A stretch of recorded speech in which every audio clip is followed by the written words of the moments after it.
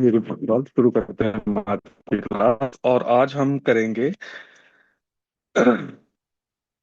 46 chapter जो है उसका मास वर्ग से आगे का हमने पढ़ना था। मास वर्ग के आगे से हमारा सबसे पहला आता है कि भाई मास वर्ग मैंने आपको बता दिए थे कि कौन कौन से मास वर्ग हैं। उसमें से भी जांगल और अनूप में फिर से डिवाइड कर दिया था। जांगल में भी जंगाल और विशिकर जो है वो प्रधान है। ठीक है, ये हमने पढ़ लिए थे। इसके बाद हमने आगे जो चलना है वो है 54 नंबर रेफरेंस से। 54 नंबर रेफरेंस क्या बोलता है कि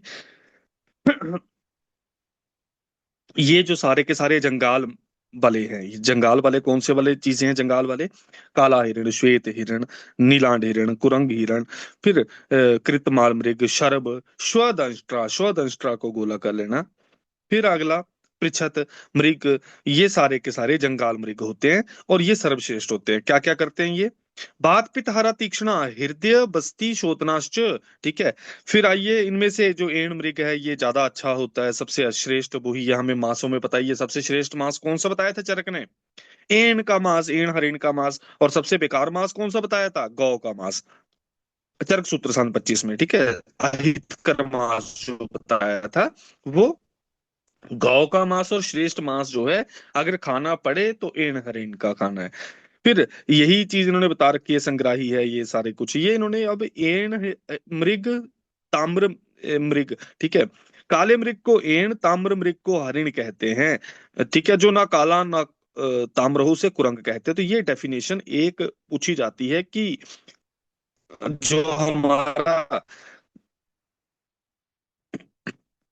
मृग जो है हमारे, ठीक है, काले को ही क्या बोला जाता है? एण। भाई जो अभी हमें हिरण देखने को मिलते हैं वो ताम्रवर्ण के होते हैं। ठीक है, उनको हरिण ही बोला जाता है जो ताम्रवर्ण के। ना जो कृष्ण है ना वो ताम्रवर्ण के, उनको क्या कहा जाता है? कुरंग। फिर और इसके बाद अगला आता है आपका बिशिकर वर्ग। बिशिकर वर्ग में क्या है? जो चुक चुक के खाते हैं। ठीक है भाई, चोंच से चुक चुक के खाते हैं जो। तो उसमें कौन कौन से हैं हमें बताएंगे ये वाले जो जानवर हैं? देखो, लाभ है, तीतर है, गौर तीतर, कपिंजल, वर्तिकर, ये सारे के, चकोर, मयूर, फिर उपचक्र, मुर्गा जो है, ये सारे के सारे कैसे हैं? बिशिकर। ये कैसे खाते हैं?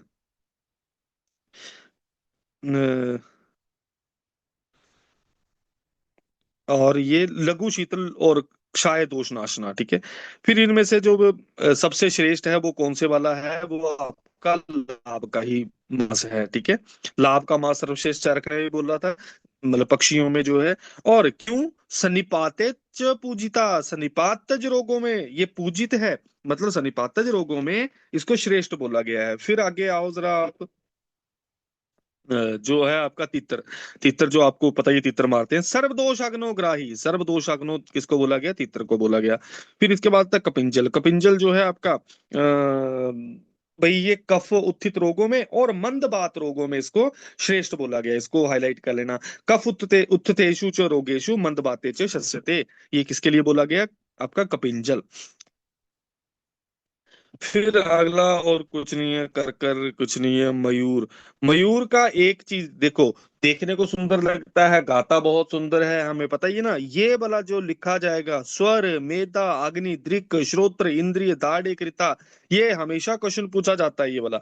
ठीक है, तो ये देखने को भी सुंदर है, स्वर भी बड़ा अच्छा है ना, सुनने में बड़ा सुंदर लगता है ना। ये सारी की सारी चीजें याद रखना। स्वर, मेधा, सारी के सारे ऑर्गन्स का नाम जहाँ पे दे रखा है जिनको सबको दृढ़ करता है, वो कौन है?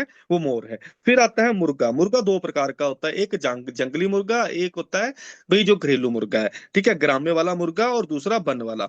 जो वन वाला मुर्गा होता है, क्योंकि ये बहुत ज्यादा उछलता कूदता है तो इसको सर्वश्रेष्ठ बोला जाता है भाई। मतलब इन दोनों में श्रेष्ठ जो है वो वन वाला मुर्गा है। ठीक है, देखो, स्निग्धो स्निग्धो उष्ण अनिलः दृश्य स्वेद स्वर बला बलावः दृढ़ कुकुटो वन्य तद्वत् ग्राम्य गुरु स्तुषा ये विशेष करके किसमें, इसको गोला करना। जो ग्राम्य वाला है ये किसमें प्रयोग होता है, इंपॉर्टेंट ये है। ग्राम्य वाला प्रयोग होता है बात रोग, क्षय, बमी और विषम ज्वर, इसको गोला कर लेना। ये ग्राम्य वाले के लिए बोला गया है कि भाई ये किस किस में प्रयोग होता है, कि बात रोगों में श्रेष्ठ है, क्षय में श्रेष्ठ है, बमन में श्रेष्ठ है और विषम ज्वरों में श्रेष्ठ है। फिर आइए इसके बाद अगला वर्ग जो आता है आपका प्रतुद वर्ग आता है। प्रतुद वर्ग जो है, प्रतुद वर्ग में सबसे पहले है दोस्तों ये कपोत, पारावत, जो बाकी बच गया अभी, ठीक है। कपोत, पारावत, ये सारे के सारे किसमें है, प्रतुत वर्ग में है। प्रतुत वर्ग में क्या इसमें इंपॉर्टेंट है, कुछ नहीं है। ये स्वयं फल खाने वाले हैं, इसलिए वात जनक और पित्त श्लेष्म के नाशक हैं। और बद मूत्र अल्प वर्चसाम, प्रतुत वर्ग वाले जो हैं। फिर इनमें से इसको गोला कर लेना, भेदाशी सर्व दोष करास्ते शाम, सारे दोषों को करने वाला कौन सा है, भेदाशी है। फिर कान कपोत हमें पता है ये बेकार है ये भी। फिर ये चरक ने बोल रखा है। फिर और इसमें और कुछ है नहीं है। कुलिंग जो है इसको गोला कर लेना, कप शुक्र विवर्तना। फिर गुहियाश्य, गुहियाश्य मतलब जो कंदराओं में रहते हैं, गुफाओं में रहते हैं। सिंह, व्याघ्र, भाई आपका वृक्क, त्रक्षु, द्वीपी, मार्जार, श्रृंगाल, ये सारे के सारे जो हैं क्या हैं आपके गुहियाश्य हैं।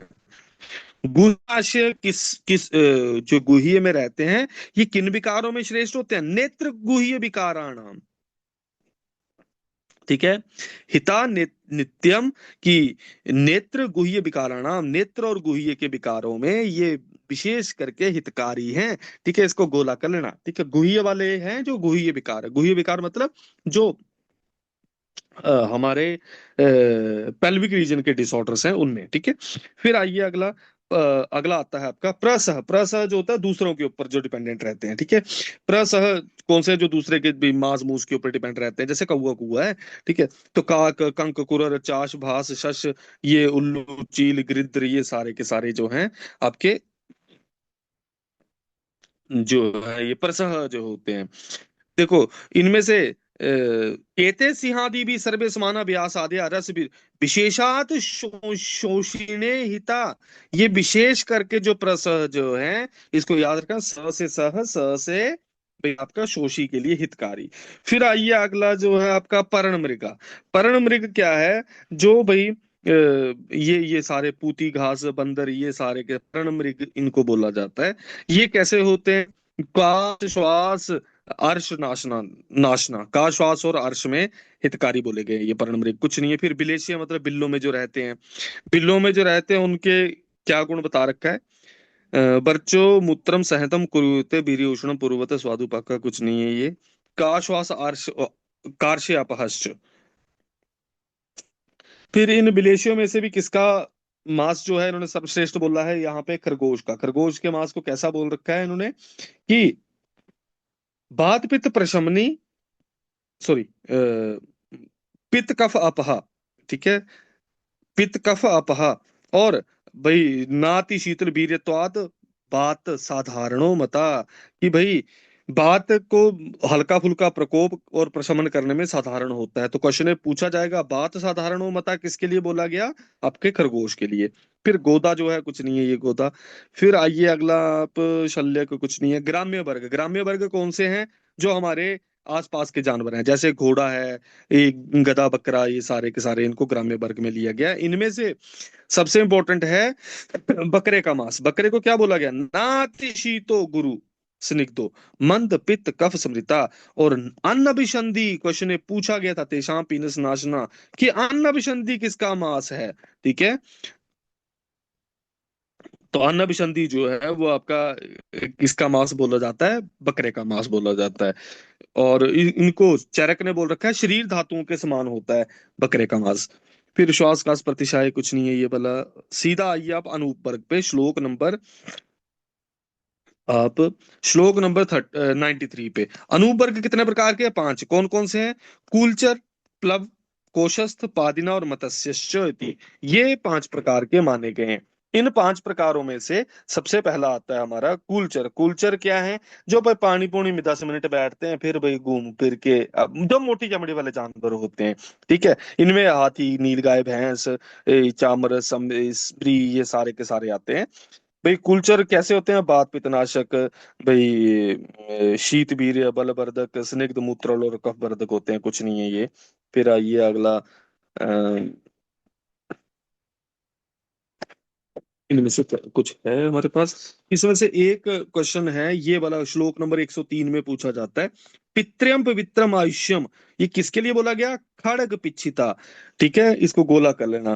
खड़ग मतलब गेंडा, गेंडे का जो मांस है, इसको क्या बोला गया है इन्होंने, कि भाई ये कैसा होता है? पितृम पवित्रम आयुष्यम। फिर इसके बाद अगला आता है, लब तैरने वाले जो हैं वो हंस, कौंच, कूंच, ये कुछ भी नहीं है इनका। इसमें से, यहाँ से,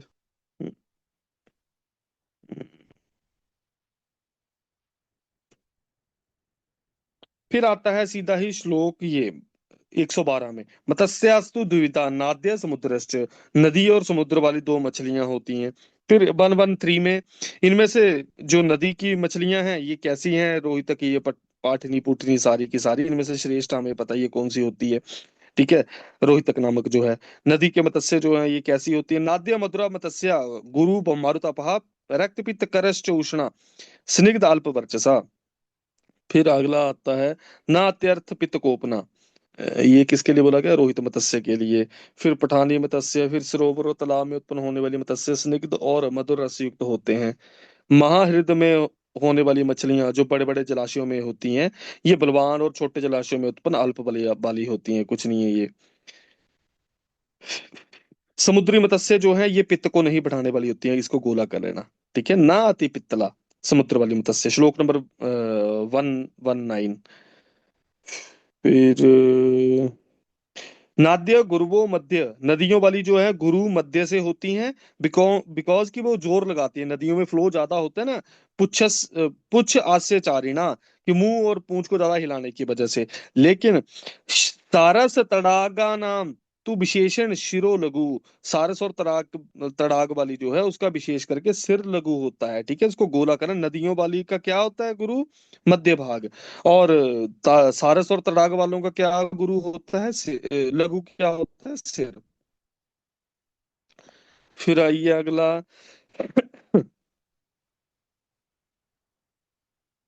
ये इसको गोला कर लेना। अदूर गोचरा यस्मात तस्मात, ये भाई जो उत्सादन पाने, मतलब जो पहाड़ों पर्वत के झरने होते हैं, ऐसी मछलियां जो होती हैं, क्योंकि उनका थोड़ा सा झरने का पानी थोड़ी सी जगह में इकट्ठा होता है, तो अधिक दूर तक विचरण नहीं करके कुछ शीर प्रदेश को छोड़कर शेषांग अधिक भारी होता है इनका। ठीक है, सरोवर में होने वाली मत्स्य आधा प्रदेश से भारी होती हैं। ठीक है, सरसिजा। और छाती के सहारे चलने के करके पूर्व अंग लघु होते हैं, इसको गोला कर लेना।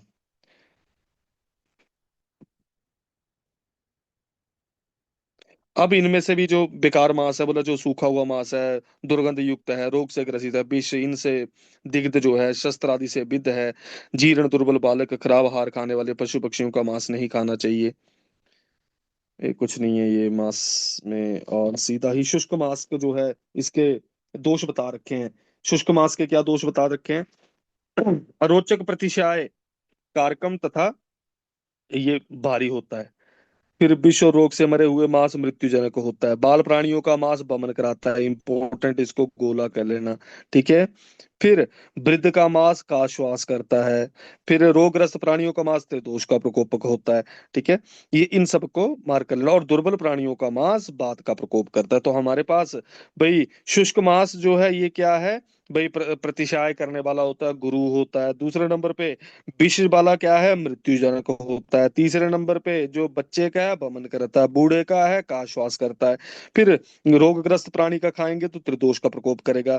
फिर भाई उत्क्लेश उत्पन्न होगा हमारे इस पे, और दुर्बल प्राणियों का खाएंगे तो बात का प्रकोप होगा। ये इस तरीके से हमारे पास अलग अलग जानवरों के मांस खाने के गुण दोष बता रखे हैं। फिर स्त्रीषु, स्त्रिय चतुष पातस्तु पुमांसु विहंगेशु, कि भाई चतुष्पदों में किसका मांस? स्त्रियों का मांस। चतुष्पद मतलब जो चार पैरों वाले जानवर हैं। और पक्षियों में पुरुष जाति का मांस, ठीक है। बड़े प्राणियों में उनमें से जो छोटा होगा, जैसे हाथी होती हैं, इनमें से जो छोटा हाथी होगा उसका मांस। और अल्प शरीर वालों में, जैसे मुर्गा शुर्गा है, ठीक है, इसमें किसका मांस, जो बड़ा होगा शरीर से, ठीक है, उसका मांस ज्यादा प्रधान है। कहने का मतलब चतुष्पद में पहले स्त्रियों का मांस श्रेष्ठ है, और पक्षियों में किसका, फीमेल का, कि मेल का, उल्टा काम है दोनों में, ठीक है, तो उसमें मेल का मांस सर्वश्रेष्ठ बोला गया है। फिर आगे आता है आपका स्थानाधिकृतम मासस्य गुरु लागू उपदेक्ष्यामा। भाई अब ये इन्होंने बता रखा है कि भाई कैसे कैसे कौन कौन सा मास होता है। ये मैंने आपको, अगर आपको चरक सूत्र सन 26वां अध्याय याद हो तो मैंने वहां पे भी करा, 27वां अध्याय याद हो तो मैंने वहां पे भी लिखवा रखा है ये। फिर रस से रक्त, रक्त से मांस, मांस से मेद, मेद से अस्थि, अस्थि से मज्जा, मज्जा से शुक्र, ये उत्तरोत्तर गुरु है, ठीक है। अब शक्ति से स्कंद दूसरे नंबर पे।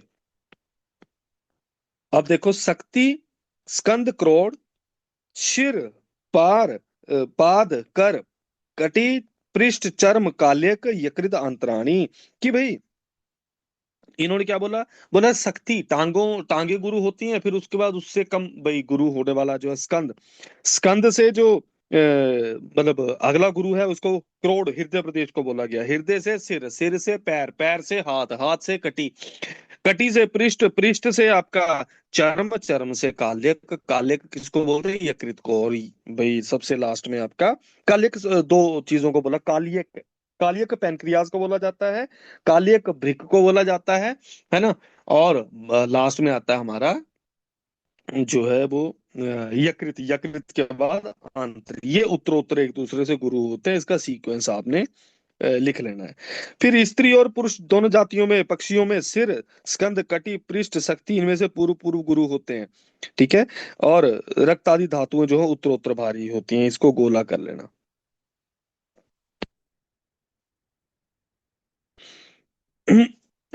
मतलब सभी प्राणियों का देह में मध्य भाग भारी होता है, पुरुषों में उर प्रदेश का, स्त्रियों में आधो भाग का। लेकिन पक्षियों में उर तथा ग्रीवा विशेषता भारी होती हैं। और कुछ नियम, फल खाने वाले पक्षियों का मांस कैसा होता है, इसको गोला कर लेना। अतीब रूक्षम मासम तो विहंगम फलाशिनाम। जो भाई मांस खाती हैं उनका मांस कैसा होगा, बृहणम। और जो मछलियां खाती हैं उनका पित्तकर वातगन, ठीक है।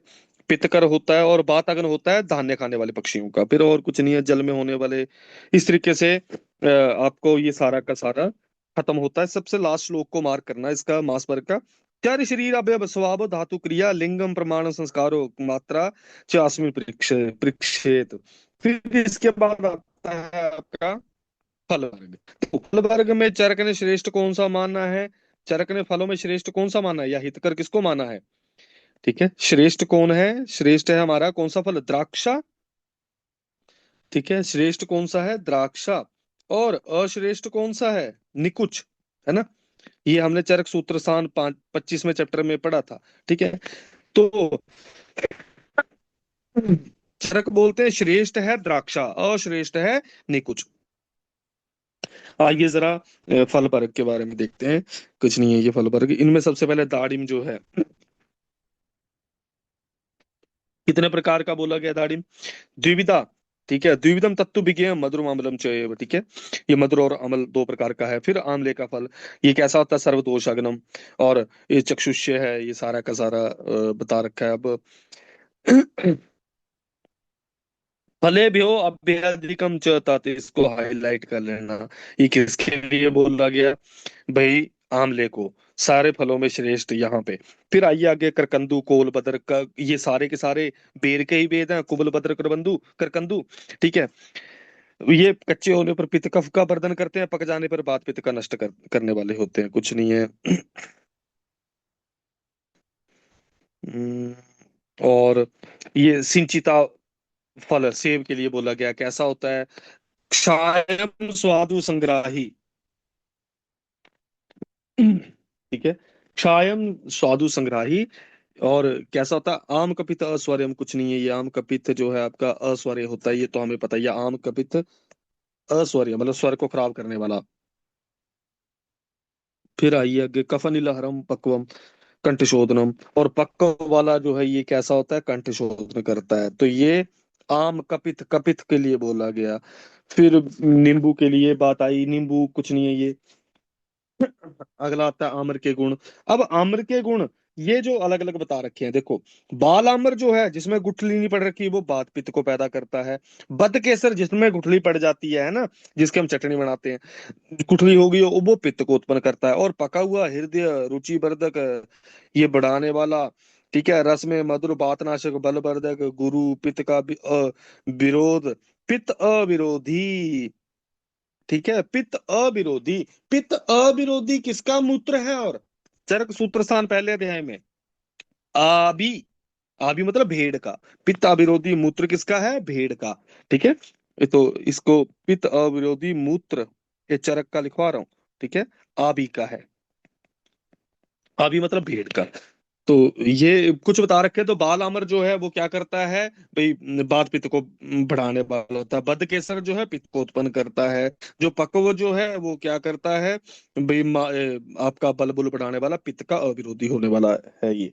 फिर आगे आम्रतक का फल कुछ नहीं है, सीधा ही क्षारस आधिक्य वाले न्योक्रोध उदुम्बर पीपल कुछ नहीं है ये, सीधा ये आप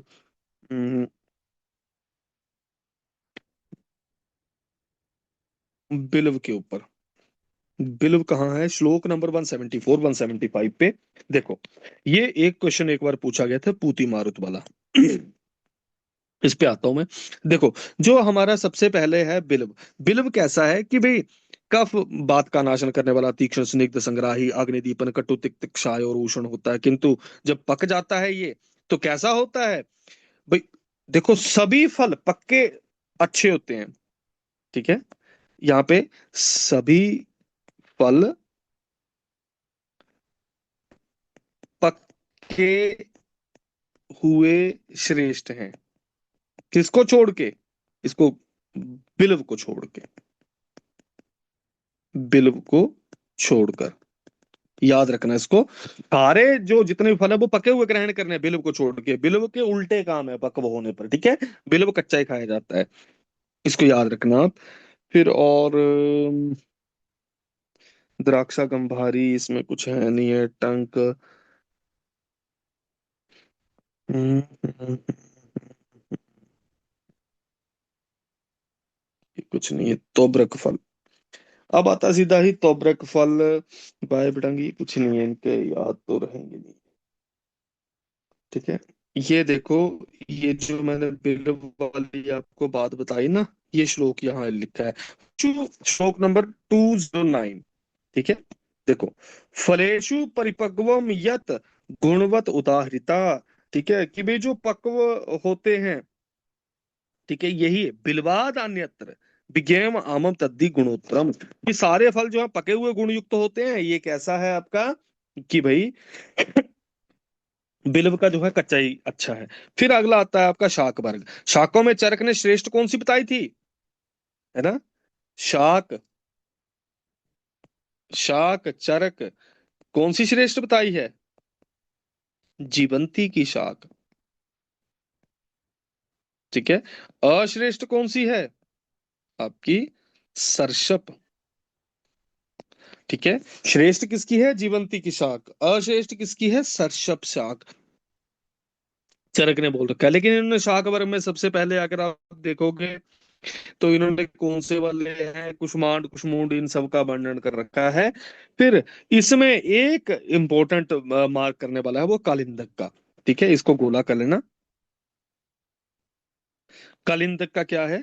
देखो जरा, ये है कालिंदक वाला। सर्व दोष हरम हृदय पथ्यम चेतो विकारी नाम। ठीक है, कि भाई सारे दोषों को हरण करने वाला है, हृदय है, चेतो विकारों में मतलब मानसिक विकारों में इसका, दृष्टि शुक्र क्षय कर्म कालिंदिकम।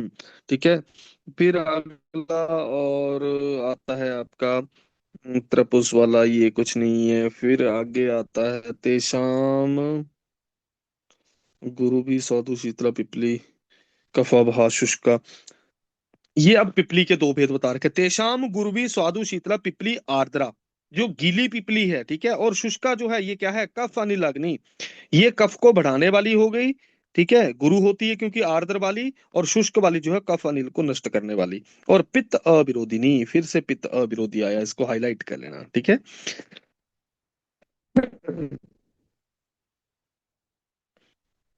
हम्म, और तो कुछ है नहीं है इसमें। अगला, इसमें सारे के सारे मसाले आ गए हैं हमारे, जो अदरक हींग जड़ी भी बांधे हैं, ठीक है। ये इस इसी श्लोक में सारे कुछ, इनको देख लेना।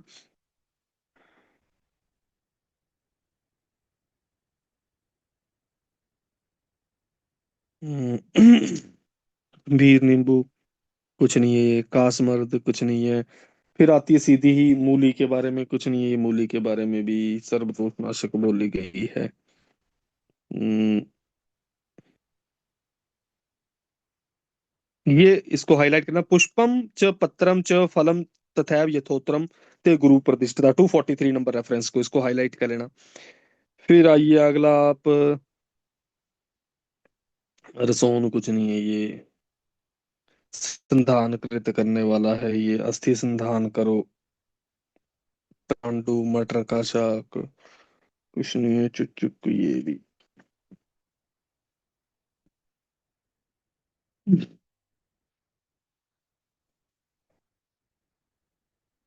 ये कुछ भी नहीं है इस सारे में ही। आता है अगला पुष्प वर्ग, ठीक है। पुष्प वर्गों की जब बारी आती है, इसमें एक ही श्लोक मार करने वाला है। अगस्त्यम नाति शीतोष्णम, याद रखना, नक्त आंद्या नाम प्रशस्यते, ये क्वेश्चन पूछा गया है, ये किसको बोला गया, नक्त आंद्या नाम च प्रशस्यते, कौन सा पुष्प है, अगस्त्य पुष्प। फिर और क्या है आपका, और कुछ इसमें कुछ और नहीं दिख रहा है मेरे को सीधा ही। हम्म,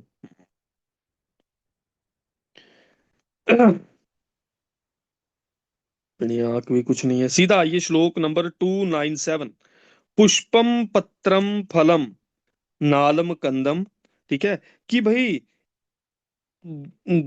गुरुवाक्रमात, कि पुष्प से पत्र, पत्र से फल, देखो फूल, पत्र, फल, नाल, कंद, ये शाक उत्तरोत्तर एक दूसरे से गुरु होते जाते हैं, इसको हाईलाइट कर लेना।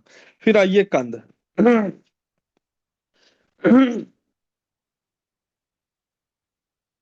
तो कंदों में सबसे पहला हमारा कंद आता है, कंद वर्ग में इन्होंने किस चीज का वर्णन कर रखा है, कंद वर्ग में हमारे पास जो है ये कंद कुछ नहीं है, विविधारी कंद कुंद सारे कुछ बता रखे हैं। सबसे लास्ट श्लोक पे ही आएंगे इसमें, बाला नाम, बालम ही अनार्तवम, ठीक है, कंद कच्चा हो बेस भाई, ही अनार्तवम जीर्णम व्याधितम कृमि बक्षितम, कि भाई जो कंद कच्चा है, बेमौसम का हो, अधिक पुराना हो, किसी रोग से युक्त हो, भाई इसे वर्जित कर देना चाहिए, इसको नहीं खाना हमें, ये कंद के बारे में बता रखे, कुछ है नहीं है। फिर आता है सीधा ही लवण वर्ग। लवण वर्ग में दोस्तों हमें पता ही है, लवणों में श्रेष्ठ लवण कौन सा बताया है चरक ने, चरक ने लवणों में श्रेष्ठ लवण बताया है सैंधव लवण, ठीक है। अश्रेष्ठ कौन सा है, भाई औषर लवण, है ना। श्रेष्ठ, मैं श्रेष्ठ लिखूं तो सैंधव है, और अश्रेष्ठ जो है वो कौन है, अश्रेष्ठ हमारे पास औशर, ठीक है। ये चरक ने बता रखा है लवणों में। तो इसमें सबसे पहले सैंधव के ऊपर ही आते हैं सीधे ही हम, ठीक है। इनका गुण धर्म क्या है, सामान्य देखो, बात हराणी, कफ पित्त कराणी, यथा पूर्वम स्निग्धानी स्वादुनी, यथा उत्तर उष्ण है ये, और यथा पूर्व जो है ये स्निग्ध स्वादु है, ठीक है। आइए जरा, सबसे पहला आता है हमारे पास भाई सैंधव लवण। अब देखो इनके गुण धर्म जो हैं, ये क्वेश्चन बहुत बार पूछे जाते हैं, ठीक है। हृदय कौन है, हृदय रोग में कौन है, देखो चक्षुष्य सैंधवम हृदयम रुच्यम लघु अग्निदीपनम, स्निग्धम मधुरम वृश्यम शीतम दोषाग्नम उत्तमम, दोषाग्नम उत्तमम, तो सारे अच्छे अच्छे गुण किसके बता रखे हैं, भाई हमारे पास किसके बता रखे हैं, सैंधव के। तो सैंधव वाला हमें, सबसे पहला वाला हमें याद करने की जरूरत नहीं है, भाई चक्षुष्य भी है, हृदय भी है, अग्निदीपन भी है, दोषाग्न भी है। दूसरा नंबर पे आता है समुद्र, समुद्रम मधुरम पाके नाति उष्णम अविदाही च, ज्यादा उष्ण भी नहीं है, अविदाही है, भेदनम स्निग्धम इच्छत शूलाग्नम नाति पित्तलम, नाति पित्तलम। ठीक है, नाति पित्तलम है, भेदनम स्निग्धम ईशम शूलग्नम नाति पित्तलम, ये ज्यादा पित्तल नहीं है। कौन से वाला आपका भाई? समुद्र वाला। ठीक है भाई, कौन सा वाला? ये समुद्र वाले के लिए बोला गया। फिर आइए आगे, ये दूसरा नंबर आ गया हमारे पास, समुद्र वाला। फिर आइए, सक्षारम दीपनम सूक्ष्म शूलम हृदय रोग नाशनम, ये हृदय रोग नाशम, ये किसके लिए बोला गया हृदय रोग नाशन? तो इसको गोला करना हृदय रोग नाशन को।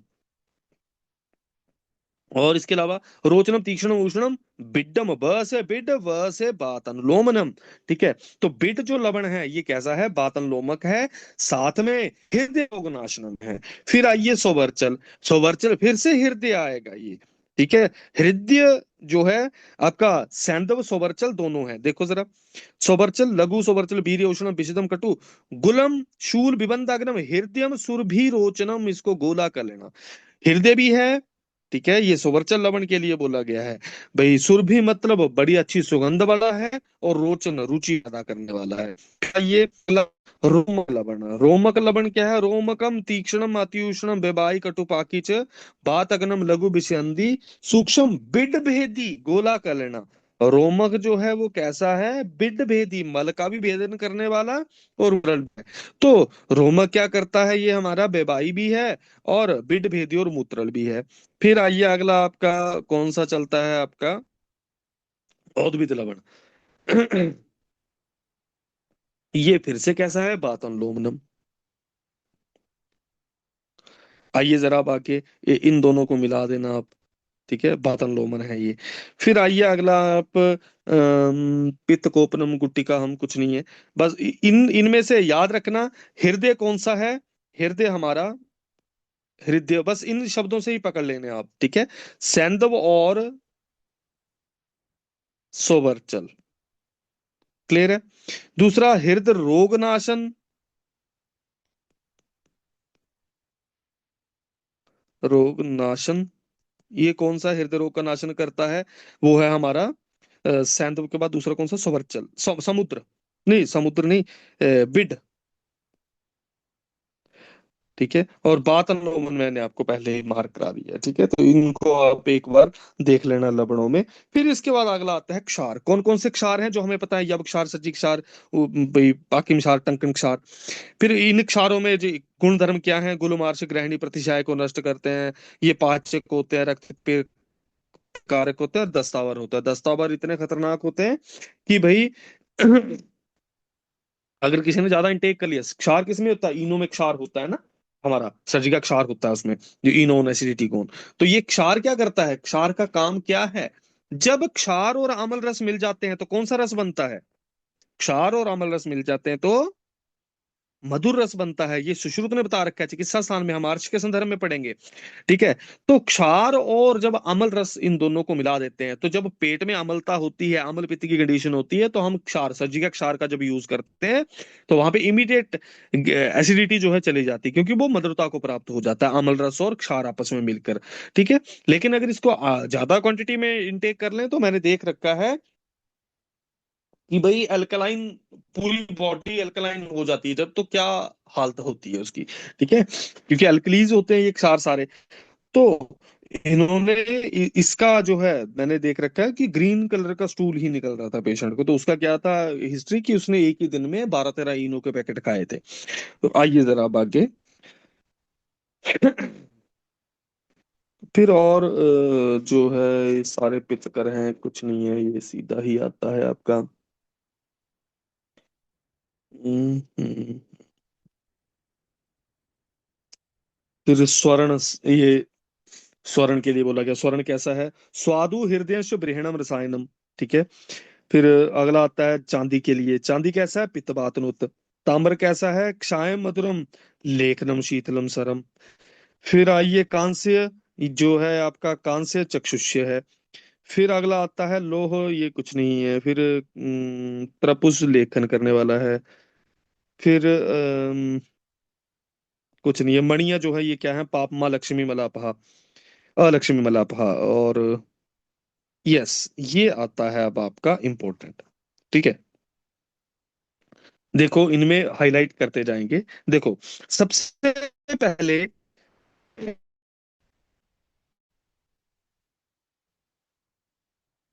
धान्यों में श्रेष्ठ कौन सा है? धान्यों में श्रेष्ठ कौन सा है? षष्ठी चावल, यव, गेहूं, रक्तशाली, मूंग, अरहर और मसूर, ये श्रेष्ठ है। तो मूंग की दाल श्रेष्ठ है, अरहर की श्रेष्ठ है, मसूर की श्रेष्ठ है। ये किसने बोला? हमारे सुश्रुत महाराज जी ने। फिर मांस वर्ग में श्रेष्ठ कौन सा? लाव का, तितर का, सारंग का, कुरंग का, एण का, मोर, बर्मी और कच्छप, इसका श्रेष्ठ बोला गया। फलों में श्रेष्ठ कौन सा है? अनार, आंवला, द्राक्षा, खरजूर, फालसा, ये सारे के सारे। शाकों में तीन, बथुआ, इनको मार करते जाएंगे। मंडूक पर्णी और जीवंती, मंडूक पर्णी और जीवंती भी बोल रखा है। दुग्ध और घृतों में गौ दुग्ध और गौ घृत श्रेष्ठ बोला गया है। लवणों में सेंधा नव लवण श्रेष्ठ बोला गया है। अम्ल पदार्थों में आंवला और अनार श्रेष्ठ बोले गए हैं। कटु पदार्थों में पिपली और सूंठ श्रेष्ठ बोले गए हैं। इनको गोला करेंगे हम। ठीक है, तिक्त पदार्थों में पटोल और बैंगन जो है, ये परवल और जो बैंगन है, इसको श्रेष्ठ बोला गया है। फिर क्षाय द्रव्यों में हमारा मधुर द्रव्यों में घृत और शहद। ठीक है, और क्षाय द्रव्यों में आपका जो है पूग और आपका परुषक, इनको हाईलाइट कर लेना। फिर पीने वाले द्रव्यों में मधु और द्राक्षा सब श्रेष्ठ होते हैं। एक साल पुराना धान्य अथवा मध्यम आयु के पशु पक्षियों का मांस ये श्रेष्ठ बोला गया है। तो अब सीधा सा आता है, दुग्ध और घृतों में श्रेष्ठ कौन सा? गौ दुग्ध, गौ घृत। दूसरे नंबर पे आता है मधुर रसों में श्रेष्ठ कौन सी है? दो चीजें हैं, घृत और शहद, दोनों बड़ा इंपॉर्टेंट है ये मधुर द्रव्यों में। अम्ल में श्रेष्ठ कौन सा? आम्ल की और अनार। भाई लवण द्रव्यों में सैंधव और, सॉरी, है। फिर कटु द्रव्य में है पिपली और सौंठ श्रेष्ठ हैं। पटोल और पारावत आपका पारावत बोलते हैं उसके, बारताक, पारावत नहीं, बारताक मतलब बैंगन। ठीक है, फिर अगला आता है आपका कटु तिक्त क्षाय। क्षाय रसों में कौन सा? परुषक और आपका जो है पूग फल है ना, सुपारी जिसको बोलते हैं। फिर इसके बाद आप हमारा इक्षु विकारों में क्या सर्वश्रेष्ठ है? शर्करा। भाई पीने वाले द्रव्यों में सर्वश्रेष्ठ क्या है? मधु और द्राक्षास। और ये हमारा सारा का सारा श्रेष्ठता का क्रम जो है हमें सारा का सारा मिल जाता है। फिर आइए आगे, आपका कृतान वर्ग। कृतान वर्ग क्या है दोस्तों? कृतान वर्ग में जो चीजें हमारी पहले के टाइम पे मतलब पकती थी, ये कृतान वर्ग के अंदर आती हैं। जैसे जो है हमारे पास कृतान वर्ग में क्या क्या? भाई खीर, खिचड़ी, ये टाइप, ये चीजें जो है किसमें आती हैं? हमारी कृतान वर्ग में। तो आइए जरा इनको देख लेते हैं एक बार। विकृतान वर्ग में क्या बता रखा है? भाई लाज मंडो विशुद्धा पथ्यम पाचन दीपनीय। ठीक है, मंड जो है ये पाचन दीपनीय। फिर इसके बाद अगला आता है आपका बातुलनोमना हृदय पिपली नागर युक्ता, कि अगर इसको मगा डाल दी और भाई आपने नागर डाल दिया इसमें, तो ये श्रेष्ठ किसमें है? भाई ये आश्वेद अग्निजननी है, दीपनी है, बस्ती शोधनी है। बिलेपी, बिलेपी इसको गोला करना, तर्पणी हृदय ग्राहिणी बलवर्धनी। फिर और आपका आता है ठीक है, और कुछ नहीं है इसमें। सिक्त विरहितो मंडा। ठीक है, सिक्त विरहित मंड क्या होते हैं? कि भाई हमने चावलों में, ठीक है, हमें वो याद है ना, एक निमोनिक, अन्न विलेपी मंड ये बागु। ठीक है, अन्न, अन्न विलेपी मंड यवागु।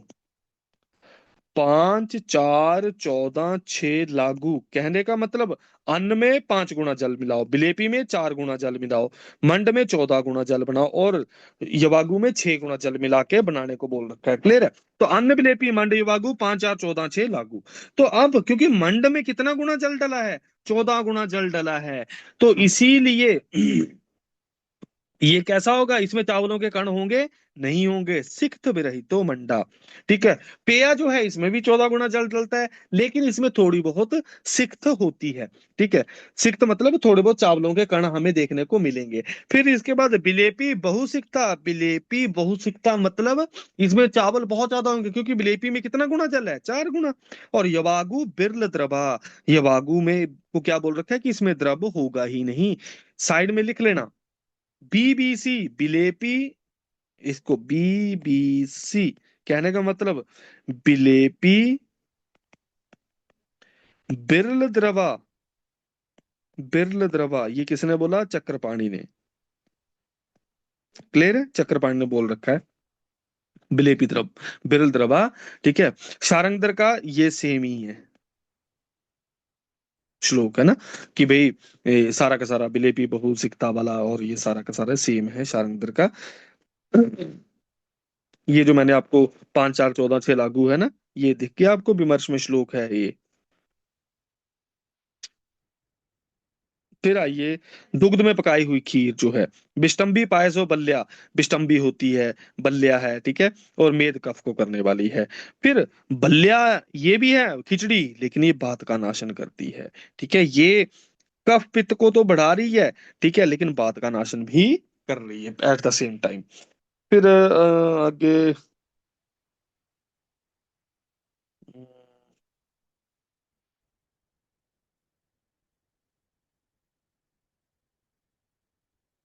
ये देखो आपका जो पहले वाला जो चावलों वाला सिस्टम था ना, कि भाई अब तो कुकरों में सीटी मारते हैं, ये मना कर रखा है। देखो, प्रथम धोकर विमल, ये मैं बस ऐसे ही कि भी खाना बनाना कैसे चाहिए। प्रथम धोकर विमल और शुद्ध करके सुगंधित चावलों को ठीक पका हुआ और मांड निकाला हुआ गर्म और विशद जो होता है, ये पचने में लघु होता है। किंतु बिना धोए हुए चावलों का भात, जिसमें मांड मांड भी नहीं निकाला, मांड मतलब जो लुगड़ी होती है, जो पिच होती है, जिसमें जिसे अच्छा सुन ना किया हो, जो ठंडा हो गया हो, ऐसा ओदन पचने में भारी होता है। ठीक है। और जो भून कर बनाते हैं चावल, ठीक है, ये कैसा होता है? पचने में लघु होता है, सुगंध युक्त और कफार होता है। कुछ नहीं है, ये सारा का सारा सुस्विनो नित्य इष्ट सुपो लघुरहिता स्विन्नम निष्पीडितम। फिर मांस का बता रखा है, कुछ नहीं है मांस का, इसके ऊपर फोकस नहीं करेंगे हम। सीधा आओ आप, मांस रस के ऊपर आ गया। उपलुप्त कहाँ पे बता रखा है? उपलुप्त का वर्णन हमारे ये, इसमें एक ना उल्लूपत नाम से एक, सूखे मांस को कूटकर पश्चात भाई, कूटा उसको खूब पीसकर पिष्ट सा बनाने से सूपाकार उसे उल्लूपत कहते हैं। ठीक है। फिर अगला आता है मांस रस, कुछ नहीं है, बेशवार। वेरी वेरी वेरी इंपॉर्टेंट, श्लोक नंबर 369। मासम निरस्थि सुस्विन्नम, कि जिसमें हड्डियां नहीं होती उसको बढ़िया से स्विन करके उसको कूट कर उसमें मसाले डाले, कौन से? पिपली, शुंठी, मरीच, गुड़, सरपी, इनको मिलाकर जो बनाया जाता है उसको बेस्वार बोला जाता है। ठीक है। तो जो निरस्थि मास है उसी को बोलते हैं, अनस्थि मास, निरस्थि मास। फिर आइए, मुदुग जूस में अनार का रस और पीसे हुए मुनक्के का रस, इनको मिला दिया जाए तो इसको राग साडव कहते हैं। गोला कर लेना, राग साडव क्या है?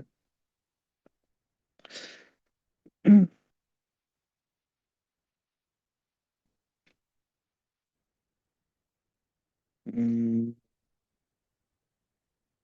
फिर खड और काम्बलिक यूश, ये आते हैं सीधे ही। हम्म, हम्म, हाँ, खड और काम्बलिक यूश, भाई हृदय और बात का रोगों में हितकारी होते हैं ये। कुछ नहीं है, ये आगे आता है सीधा ही गोरस वर्ग, कुछ नहीं है, सीधा श्लोक नंबर आपका, राग साडव पे आते हैं। फिर आओ काम्बिलक।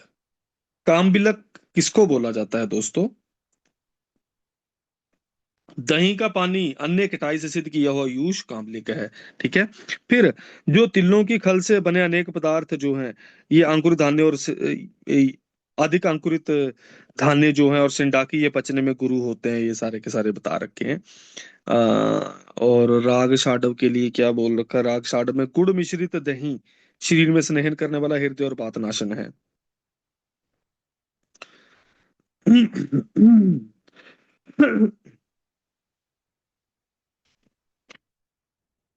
अब ये खत्म होता है, इसके बाद अगला वर्ग चलता है, ये है भक्ष्य वर्ग। ठीक है। भक्ष्य वर्ग की जब बारी आती है,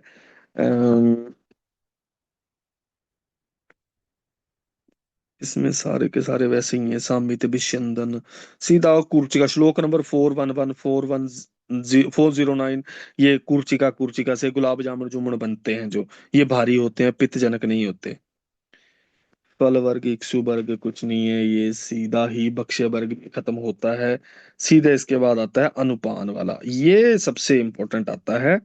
अब यहां से अनुपान वर्ग का वर्णन शुरू होता है। तो अनुपान वर्ग का जब वर्णन शुरू होता है दोस्तों, तो अधिक खट्टे पदार्थों से उत्तेजित हुए मनुष्यों को मधुर पदार्थों का सेवन करना चाहिए। ठीक है। उसी प्रकार मधुर ज्यादा है, मधुर से ज्यादा तृप्त हो गया है मनुष्य, तो भाई उसको अम्ल पदार्थ खाने से वह प्रसन्न हो जाता है। फिर आइए आगे, यहाँ पे आता है कि भाई हमें कौन कौन से जो है अनुपान करने चाहिए, कैसे कैसे और कब कब करने चाहिए। ठीक है। तो अनुपान के आगे हमारे पास चैप्टर कितना बचा है, ये कल हो पाएगा ये, बड़ा है चैप्टर अभी।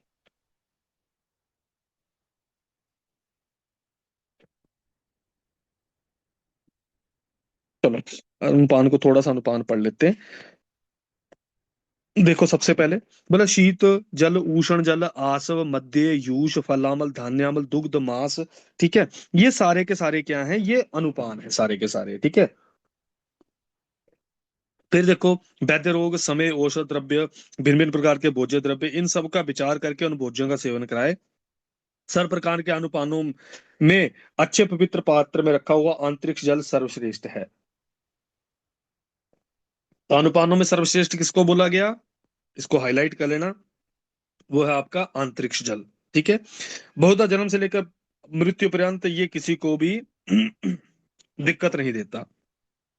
अब आइए, भल्लातक तेल और तुबरक तेल, इनको छोड़कर अन्य सर्व प्रकार के स्नेहों का, भाई क्या है बेटा, सर्व प्रकार के स्नेहों का अनुपान उष्ण जल है। ठीक है। तो आपको ये तो पता चल गया, सारे जितने भी मैंने आपको पहले भी बता रखा कि तुबरक तेल और भल्लातक तेल ये गर्म होते हैं थोड़े,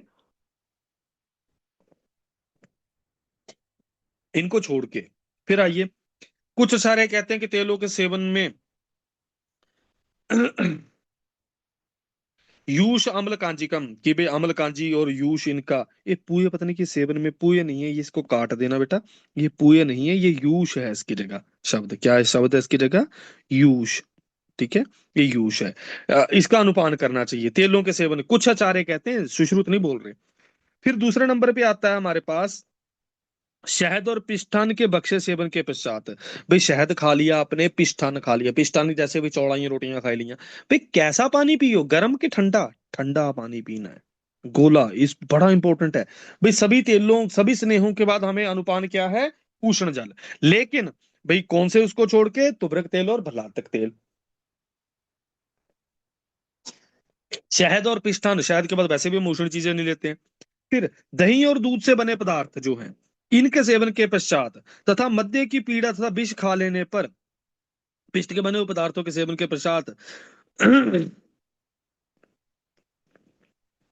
ये क्या कि सुखोदकम, ऐसा कुछ लोग कहते हैं, केचित आचार्य है, केचित, ये केचित है, सुश्रुत का मत नहीं है। सुश्रुत बोलता है कि भाई सभी तेलों के बाद उष्ण जल पियो, अन्य चारे बोलते हैं यूष और अमल कांजी का सेवन, अनुपान करो स्नेहों के पश्चात। दूसरे नंबर पे भाई जो शहद और पिस्ता है, इसको खाने के पश्चात शीतल जल पियो। लेकिन कई अन्य चारे हैं, वो क्या बोलते हैं कि भाई दही दूध से बने पदार्थ हैं, चाहे वो मद्य की पीड़ा से है, विष खा लिया किसी ने या पिष्टान सेवन किया, उसके बाद सुखोदक कोसा जा पानी पियो। लेकिन ये कई अन्य चार्यों का मत है, सुश्रुत का मत नहीं है। फिर आइए आगे जरा अब, शाली चावल मुद्ग आदि खाने वालों के लिए, युद्ध और रास्ते पे चलने के से थके हुए हैं, जो धूप से थके हुए हैं, अग्नि संताप से थके हुए हैं, पहले के टाइम पे जब भाई हम पहले के टाइम पे क्योंकि चल के आते थे, पैदल रिश्तेदारी में पैदल चल के जाते थे कई किलोमीटर। ठीक है। हमने भी अपने बचपन में यहाँ वहां जो जाते थे रिश्तेदारी में तो पैदल ही जाते थे। तो जाते हमें क्या ऑफर होता था, दूध। ठीक है। तो यही अब तो चाय होती है, पहले मतलब अब बुजुर्गों के पास, जैसे हम फादर के मामा के घर जाते थे या मदर के बुआ के घर, पैदल ही निकलना हमने तो जैसे पहुंचना उनके, तो वो बुजुर्गों ने दूध ऑफर करते थे, वो कि दूध लो सबसे पहले, मतलब पानी पिलाएंगे उसके बाद दूध पिलाएंगे। तो यही बात बोल रखी है देखो, थाली चावल मुदगादी खाने वाले, युद्ध और रास्ते से जो थके हुए हैं, जो धूप अग्नि संताप विष मध्य से पीड़ित हैं, दुग्ध अथवा मांस रस का अनुपान करना चाहिए। ठीक है। तो दुग्ध का सेवन कराते थे, बड़े बंदे जो है खुद मुर्गा शुर्गा खाते थे, और छोटे जो है ये दुग्ध।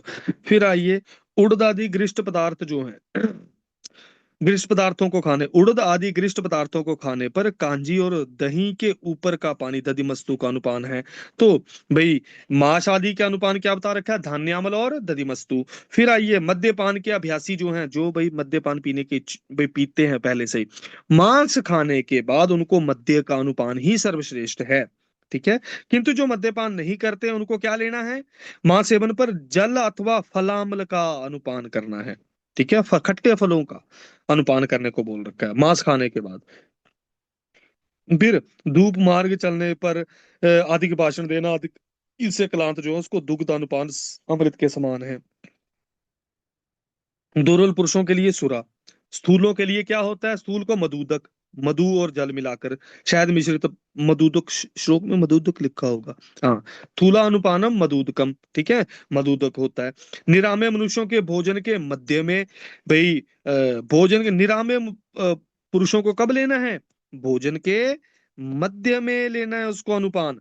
फिर बात रोगों में स्निग्ध और उष्ण अनुपान, कफज रोगों में रूक्ष और उष्ण अनुपान, पित्तज में मधुर और शीतल द्रव्यों का अनुपान लेने को बोल रखा है।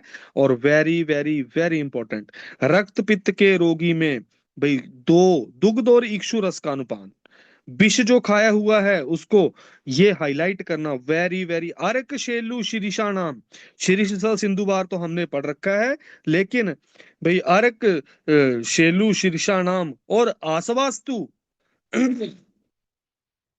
कि भाई आरक शेलू शीरिष, इनके आंसुओं का अनुपान हितकारी है, किसमें, जो भाई विष से पीड़ित है। तो हमारे पास क्लियर हुआ कौन कौन सा, कि भाई शाली चावल मुद्ग, थक के गए हुए हैं, पैदल चल के थक गए, युद्ध, इन सब से तो दुग्ध और मांस रस अनुपान श्रेष्ठ है। दूसरे नंबर पे हमारे पास आता है कि भाई उड़द की दाल आदि गृष्ट पदार्थ खा लिए तो भाई धान्यामल और भाई दधि मस्तु हमारे लिए श्रेष्ठ है।